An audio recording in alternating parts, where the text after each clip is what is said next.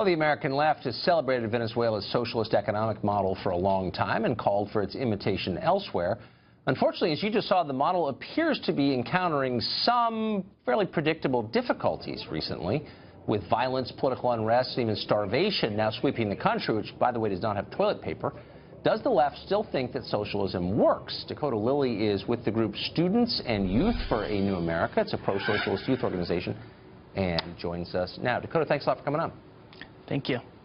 So do you see a pattern here? I mean, it's not just Venezuela, but it's also, I don't know, 1970s Bulgaria and Romania and Albania and the Soviet Union and Cuba and North Korea. And every country that has tried this economic system winds up in poverty. So do you see a connection between all of these cases? Well, Tucker, what I think is extremely important is we need to acknowledge that what Venezuela is currently facing right now is terrorism at the hands of the opposition. The opposition has bombed schools, they've bombed buses, they've taken wiring and strung it across roads to behead cops on motorcycles. These aren't choir boys, these are violent extremists hell-bent on taking away the progress Venezuela has made over the past few years. So who's got the guns in Venezuela? Private gun ownership is obviously illegal in Venezuela, and so the overwhelming majority of firearms are in the hands of the government. So how can the opposition to the government be the ones perpetrating the violence? Well, Tucker, if you look at the casualties that have happened in the past few months in these protests, the majority of those that have been killed have been trade unionist leaders, have been dedicated Chavistas, have been people on the left. So obviously the ones that are being targeted are those that support the government. Dakota, I don't want to rock your world, but I think reliable statistics probably pretty hard to come by under the Maduro government, I would say, which controls, of course, all the statistics coming out of Venezuela. But the bottom line is the country has had a socialist government for over 10 years. It's become poorer every year, despite having the world's largest oil reserves. Does that give you any cause to stop for a second and say, you know, maybe this whole socialism thing doesn't work that well? It's never worked anywhere. It's not working again. Maybe there's a lesson for me as a young American, no? Well, Tucker, everyone in Venezuela, including the president, Nicolas Maduro, acknowledges that reforms are needed in things like food distribution and elsewhere. But very few, if anyone, in Venezuela want to go back to the pre-Chavez years of unbridled capitalism. So much so that the leader of the opposition, Enrique Capriles, calls himself a socialist.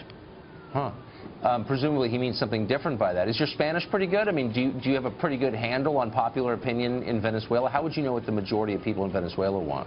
Well, I mean, all you have to do is look at the astounding amount of elections that have been held over the past few years, ever since the early 2000s when Chavez came in. People have come out time and time again to vote for the United Socialist Party, to vote for constitutional referendums, and to vote for Hugo Chavez and Nicolas Maduro in elections that have been certified by international observers like the Carter Center. So you really think that the government of Venezuela is on the level, that it is a purely democratic government, that it's basically successful economically? How can you think that?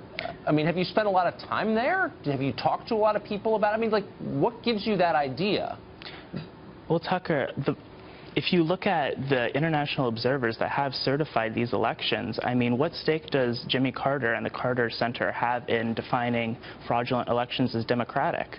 I mean, I think most people, if you look at the violence that has happened after these elections, every time the government has won an election, there's been mass violence, yet the one time the opposition won in December, there was no violence.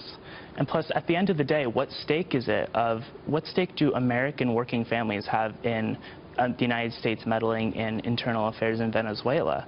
Well, I don't think it's a question of the United States meddling in internal affairs in Venezuela. It's just that it's a total disaster. Like, they don't have toilet paper in parts of the country. People are starving in what was pretty recently in my lifetime, I visited it as a kid, a rich country, a country making progress towards first world status, and now it's a disaster with one of the highest crime rates in the world. Like, the Chavez and Maduro people did that. Why not just say that out loud? Why make excuses for them? Well, again, like I said, everyone in the government acknowledges that things like crime are too high and reforms are needed. That was something that was mentioned by Chavez before he died and is still mentioned by Nicolas Maduro.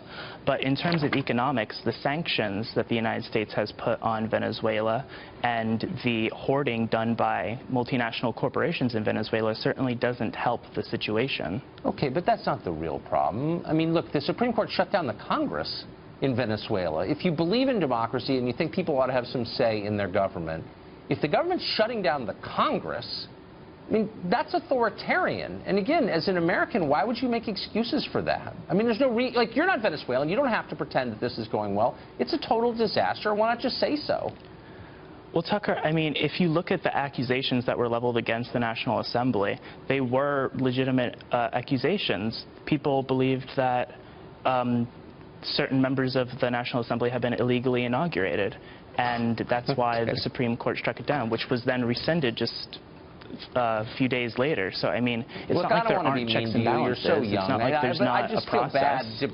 It's just, you know, people, I guess, in college believe anything, but it just seems like, of all the things that we debate, whether or not Venezuela is a success does seem to have moved into the beyond debate category. It's like a total disaster, so, you know, I don't know. If you don't see that, I'm probably not going to convince you on this show. But thanks for joining us, Dakota. I appreciate it. Thank you.